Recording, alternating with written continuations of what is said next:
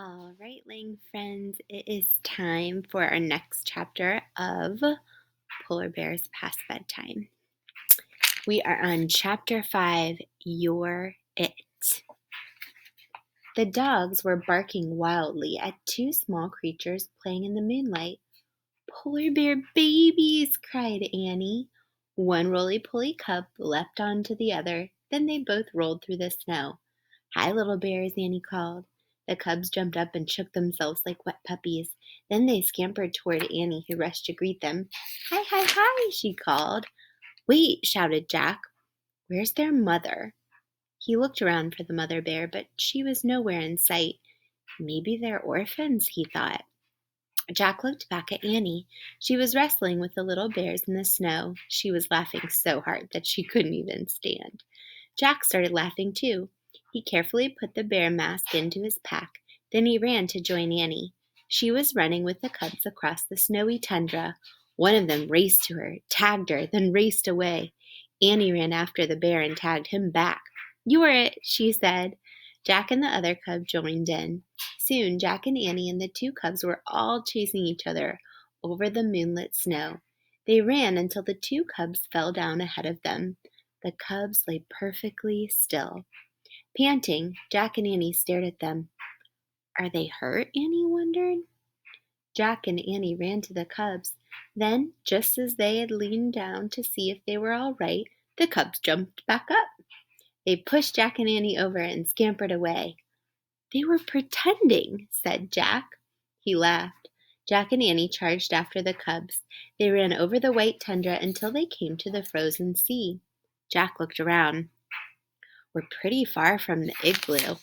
I don't hear the huskies anymore, he said. Maybe we should go back. In a minute, said Annie. Look. The bear cubs had scooted up a snowbank. They were on their backs, sliding down the bank onto the ice-covered sea. Jack and Annie laughed. It's like sledding, said Annie. Let's try it. Okay, said Jack, but then we have to get back. Jack followed Annie up the snowbank. He clutched his pack in his arms.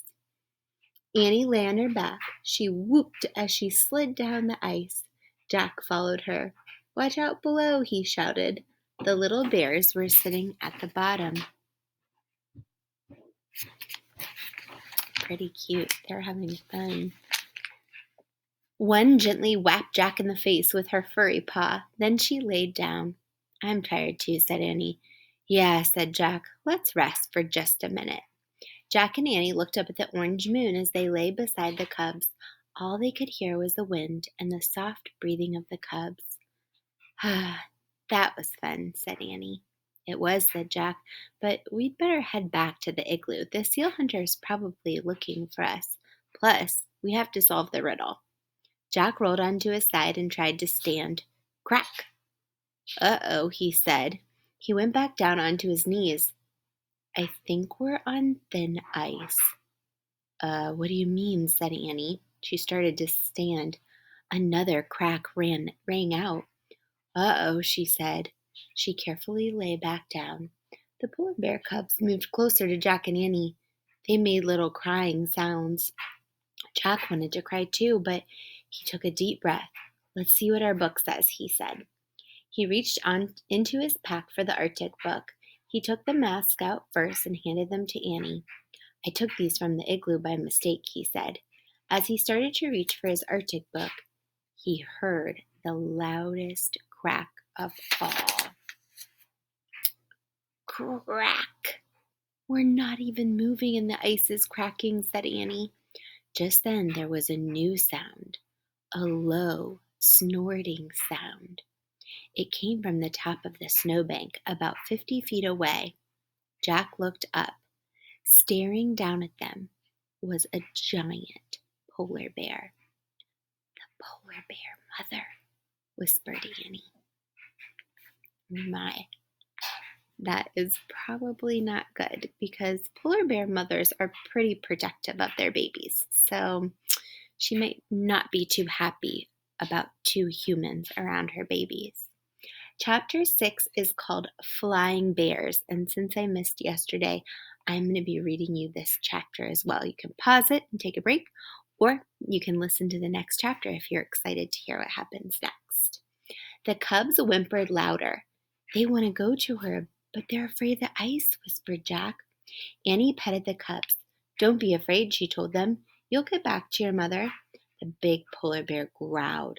She paced back and forth, sniffing the air. Annie kept patting the two cubs and whispering to them. Jack looked in the book for anything that might help. Finally, he found something.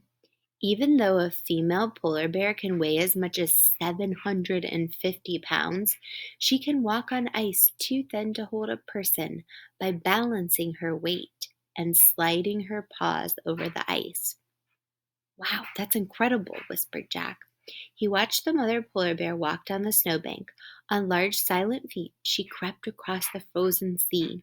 She tried to step onto the ice, but each time she did, it cracked, and she had to retreat. At last, she found a firm spot. Then the polar bear stretched out her forelegs and lay on the ice. Slowly, she moved forward, pushing herself with her claws. Is she coming for her baby? Said Jack. Or is she coming to get us? I don't know, said Annie. Hey, let's put on our mask. What for? Asked Jack. Maybe they'll protect us, said Annie. Maybe she'll think we're polar bears too. Oh, brother, said Jack, but Annie gave him a bear mask. He took off his glasses and slipped it on. Jack peered through the mask holes.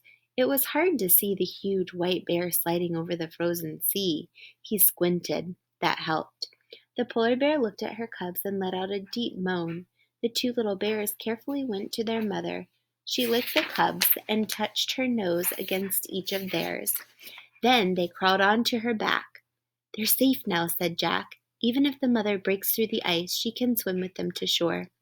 Yeah, I just wish she wouldn't leave us behind, said Annie. The mother bear slowly turned her body around. Then she pushed off her hind legs. With her cubs on her back, she began sliding away. Let's try moving like her, Annie said. But we could break through and freeze to death, said Jack. If we just stay here, we'll freeze too, said Annie. Remember, the seal hunter said his people had learned from the polar bears. Jack took a deep breath.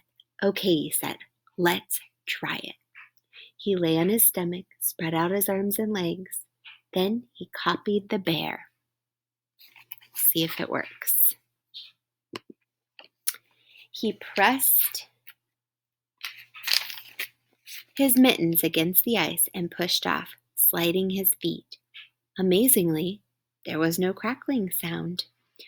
Grrr, he growled, and he pushed off again. Jack heard Annie sliding behind him. He kept going. He pushed and slid, pushed again and slid again. He made the movements over and over until something happened. He didn't feel like a boy anymore. Felt like a polar bear. Then Jack felt something even stranger. He felt like a flying polar bear. Jack swirled along as if his arms and legs were giant wings and the moonlit sea ice was a glassy sky. He remembered what the seal hunter had said. Polar bears can fly. And chapter 7 is called Spirit Lights. All right, friends, I hope all of you guys have a really good day, and I'm looking forward to stopping by your houses to visit you. Bye, friends.